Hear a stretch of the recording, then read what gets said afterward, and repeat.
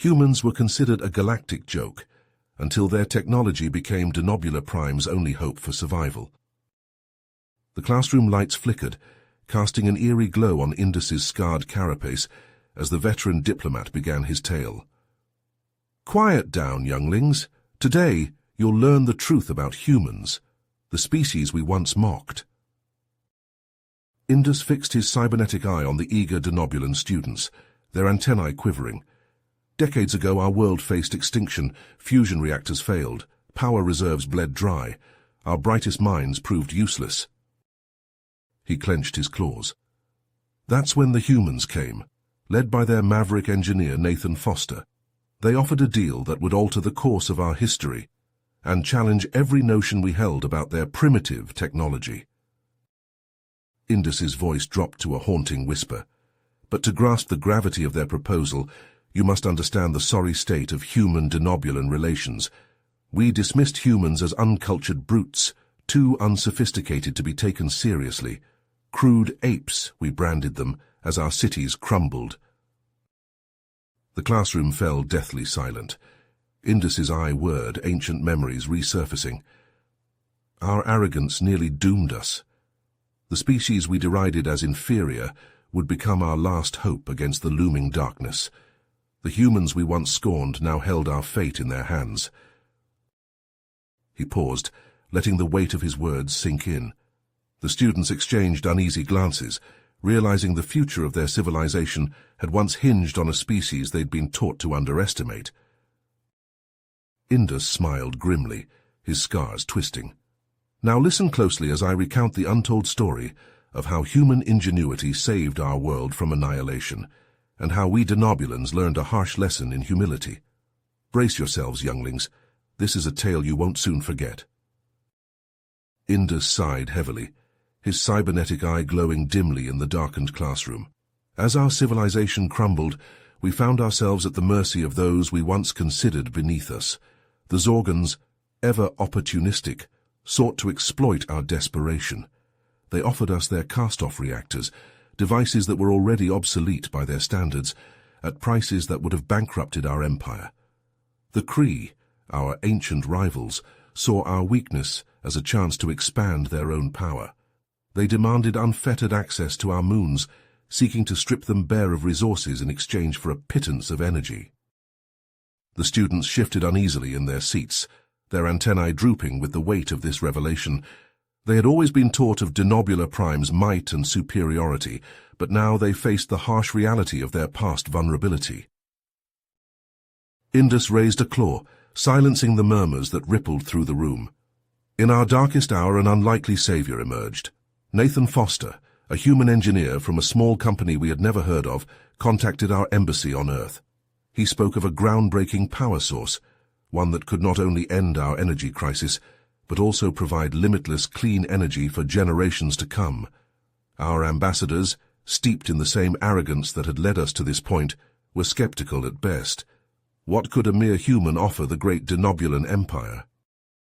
The veteran diplomat paused, his organic eye closing as he delved into the memories of that fateful encounter. With no other options, our ambassadors agreed to a meeting on neutral ground. A space station orbiting a nearby star was chosen as the site of this historic event. Nathan Foster arrived alone, carrying nothing but a small, unassuming device. Our delegation, led by the brilliant but prideful scientist Zoraks, greeted the human with barely concealed contempt. Indus's voice took on a mocking tone as he recounted Zoraks's words. "Show us this miracle device, human. Let us determine if it is worthy of our attention." Foster complied, handing over the small object with a warning. "This technology is unlike anything you've encountered before. It functions on principles that your science has yet to grasp. Handle it with care and keep an open mind." Zorak scoffed at the human's audacity, snatching the device from his hands.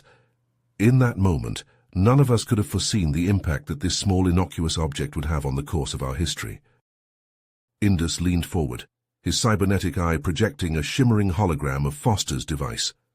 It rotated slowly, casting an ethereal glow on the awestruck faces of the students.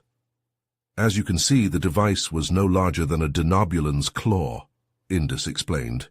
zooming in on the hologram, and it was made of a material unlike anything we had ever encountered, a strange, iridescent metal that seemed to shift and change before our very eyes.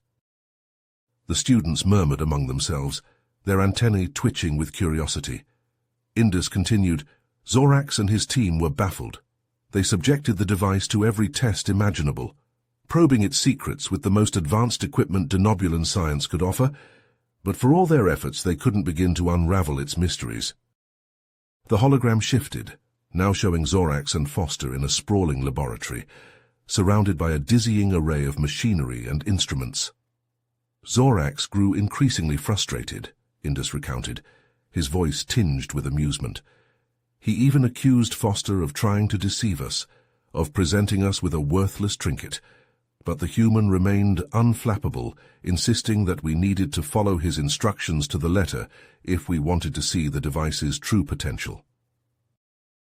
The students leaned forward in their seats, hanging on Indus's every word.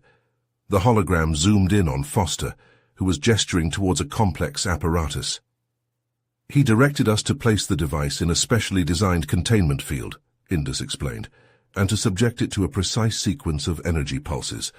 Zorax was skeptical, but with no other options, he reluctantly agreed.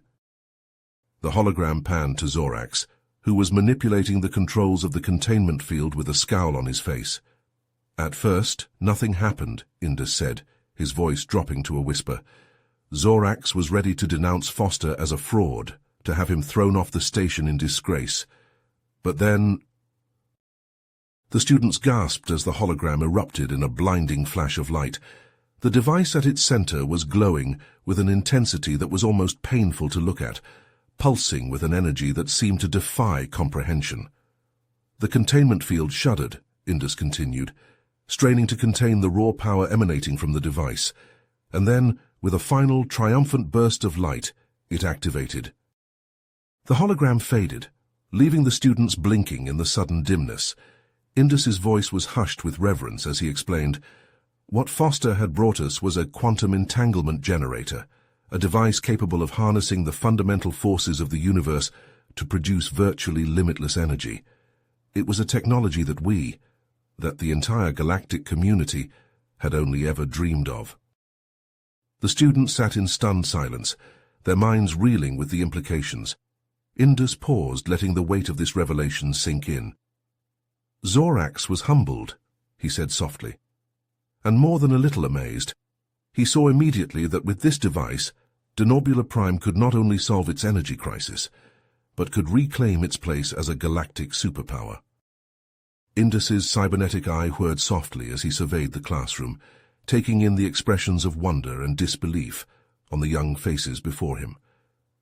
The future of their civilization had once rested in the hands of the species they had so arrogantly dismissed. The story of what happened next would shake the very foundations of their society and forever change the way they looked at the universe and at themselves. Indus's voice grew strained as he recounted Zorax's struggle. "Our chief scientist was trapped between his pride and his desperation. The quantum entanglement generator held the key to our salvation, yet it lay dormant, taunting him with its untapped potential." The hologram zoomed in on Zorax, hunched over a workbench, his claws clenched in frustration. Day and night he labored to find a way around the rare earth element, to prove that denobulan ingenuity could triumph over human technology. He tried every substitute, every alternative process his brilliant mind could conceive. Indus shook his head sadly. But it was all for naught. The generator remained lifeless, a monument to Zorax's failure. As blackout swept across our cities and our people huddled in the darkness, Zorax finally had to face the bitter truth. We needed the humans. The students watched, transfixed, as the hologram showed Zorax reaching for his communicator with a trembling claw. Zorax's message to Foster was brief and strained. "We accept your offer. Send the element." Those simple words marked a turning point in our history, a moment when our pride yielded to necessity. Indus paused, his cybernetic eye flickering. What followed was a flurry of activity. Human ships, loaded with the precious rare earth element, descended upon Denobula Prime.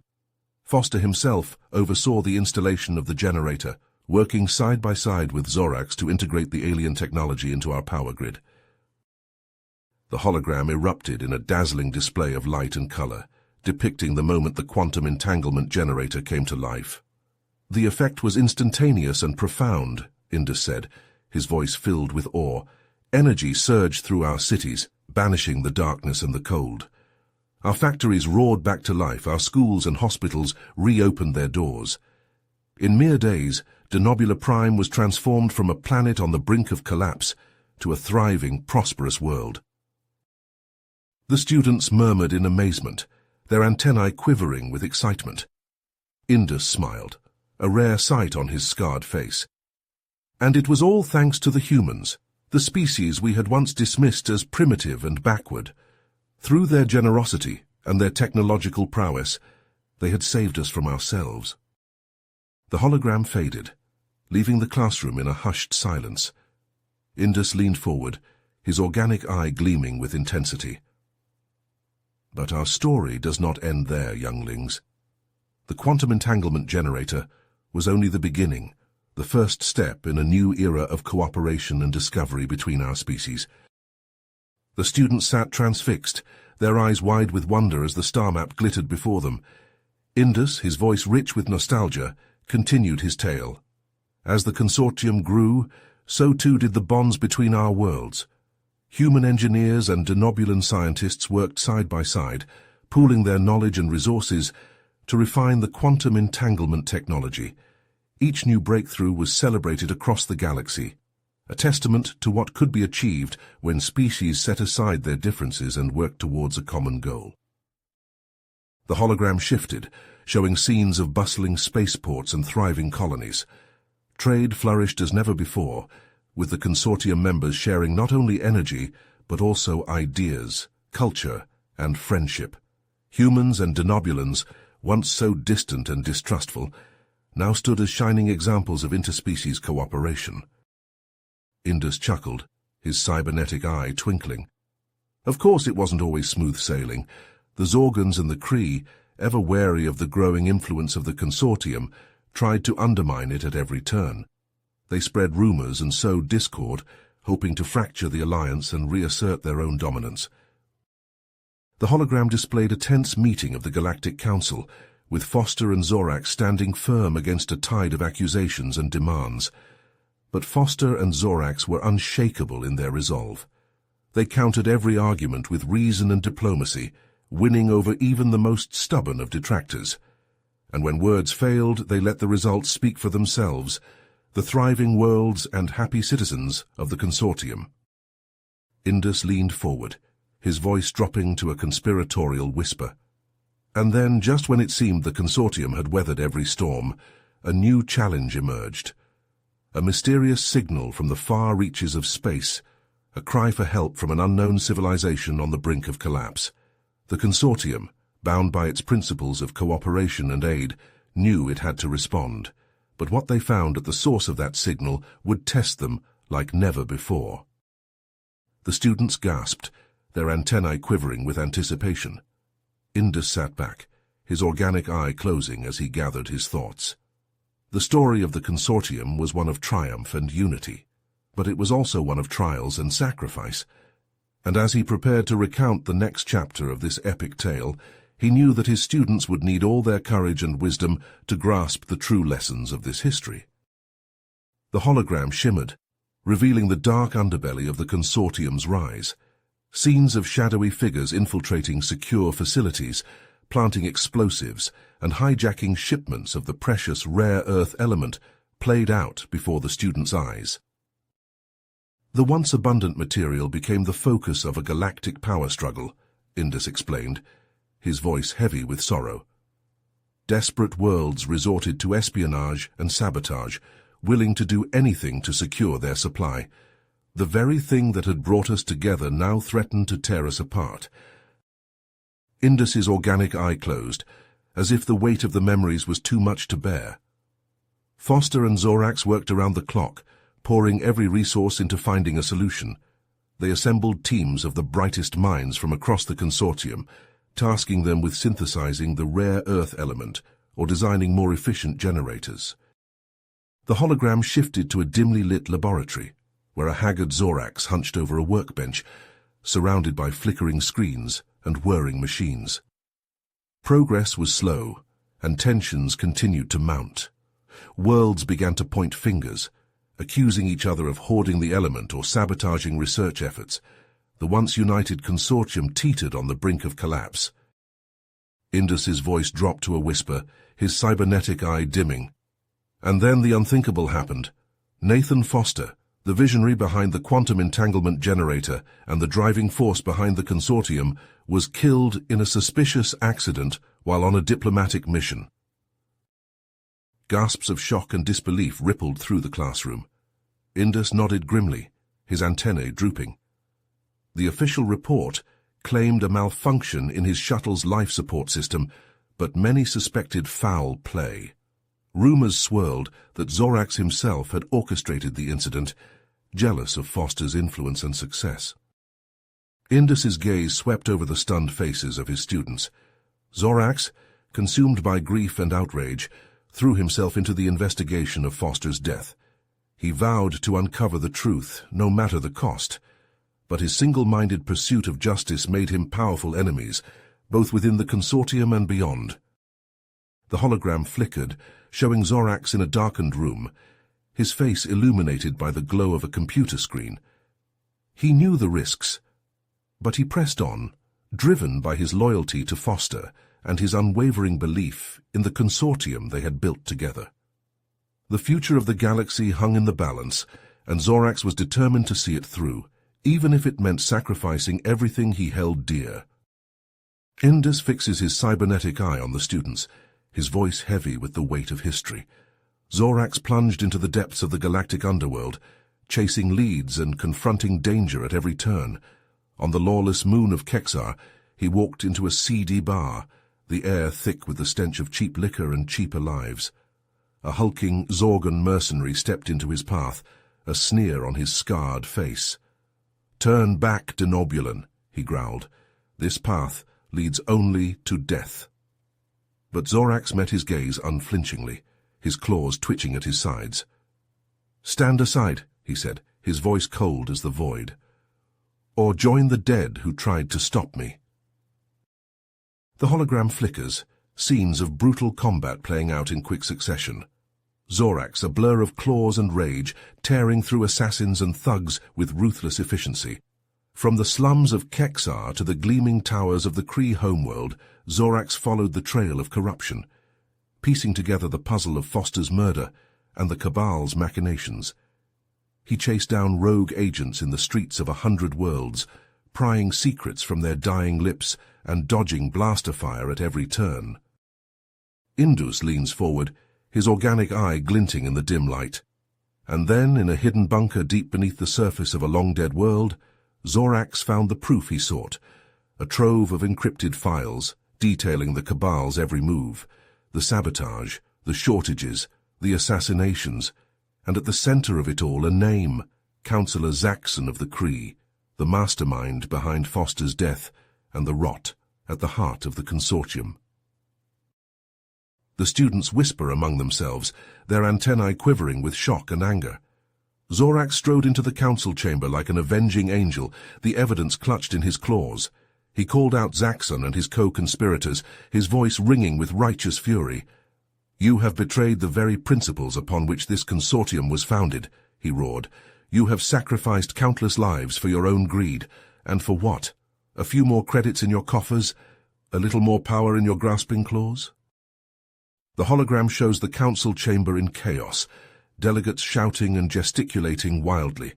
Some called for Zorax to be seized for daring to accuse a counselor of such crimes, but others, swayed by the evidence and their own consciences, rallied to his side.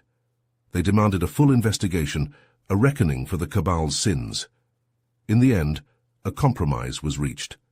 Zaxxon and his fellow conspirators would be stripped of their ranks and face the full weight of galactic justice.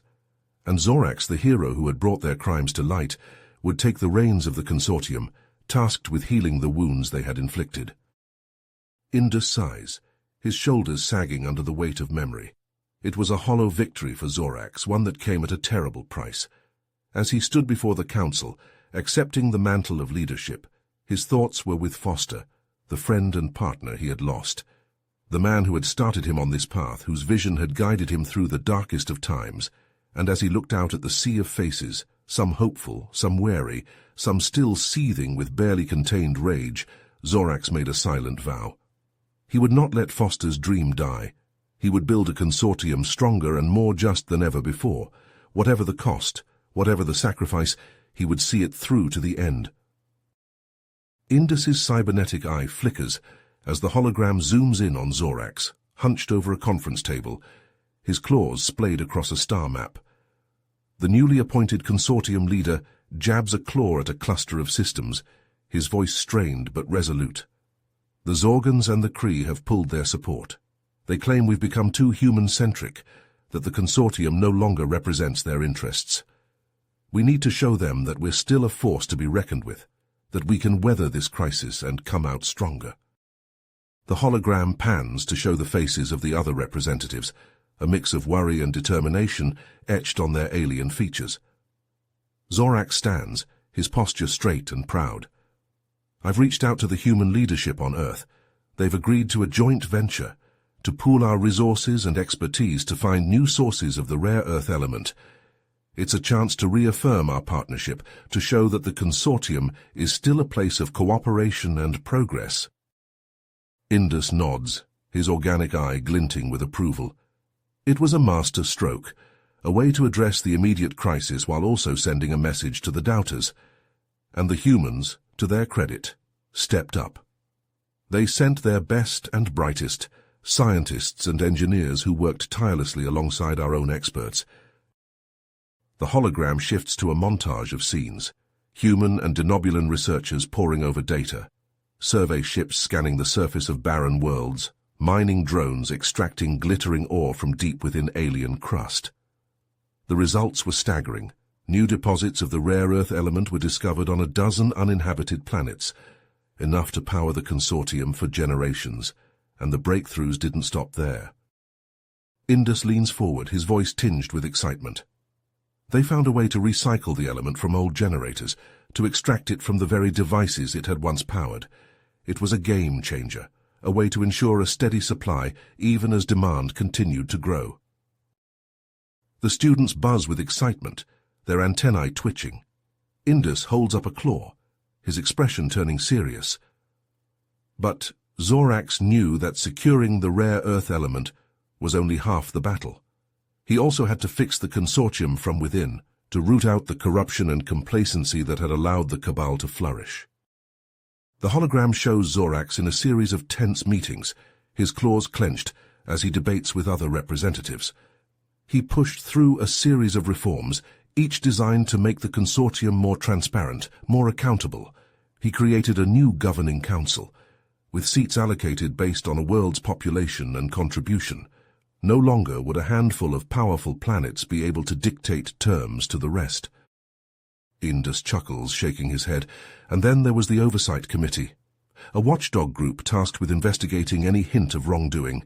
It was a bold move, one that ruffled more than a few feathers, but Zorax was adamant. The consortium had to be above reproach, a beacon of integrity in a galaxy too often ruled by greed and deceit. The hologram shows Zorax standing before a vast assembly, his voice ringing out with conviction. These reforms, they weren't easy. There was pushback, resistance from those who had grown comfortable with the status quo, but in the end, they prevailed. The consortium emerged stronger, more united than ever before. Indus's voice drops to a reverent whisper, and at the center of it all was Zorax, the leader who had guided them through the darkness. He stood before the cheering crowds, his expression one of humble gratitude. He knew that the work was far from over, that there would be new challenges to face, new crises to overcome. But for now, in this moment, he allowed himself to feel a glimmer of hope, to believe that a brighter future was within reach. The hologram fades, leaving the students in hushed awe. Indus leans back, his cybernetic eye dimming. It was a turning point, a moment when the consortium could have fallen apart. But instead, it found a new strength, a new sense of purpose.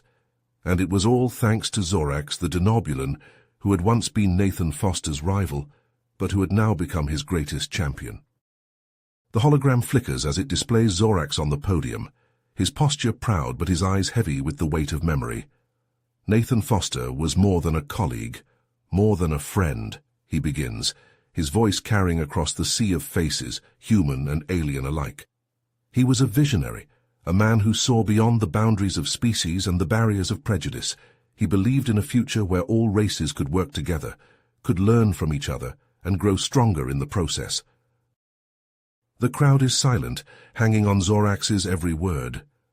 In the front row, a human woman weeps quietly, her shoulders shaking with grief. Zorax's gaze lingers on her for a moment, a flicker of shared pain passing between them. But Nathan's legacy lives on, Zorax continues, his voice growing stronger. It lives on in the partnership between our worlds, in the bonds of friendship and trust that we have forged. And today, I am proud to announce that his legacy will take on a new form. The hologram zooms in on Zorax's face, his eyes shining with determination. In partnership with the human government, the consortium will be establishing the Nathan Foster Memorial Research Center right here on Earth. This facility will be a beacon of innovation and collaboration, bringing together the brightest minds from across the galaxy to work on the next generation of energy technologies.